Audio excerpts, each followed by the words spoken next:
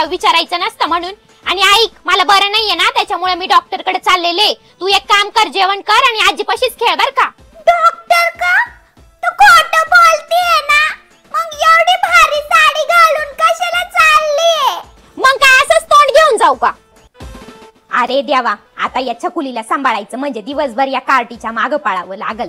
मलाच काहीतरी आयडिया करावं लागल आता. छकुले, इकडे ये, माझं ऐक. काय गाजी? अगं, तुझी आई डॉक्टरकडे नाही चालली, ती आहे ना. अय्यो, म्हणजे मम्मी खोटं बोलली.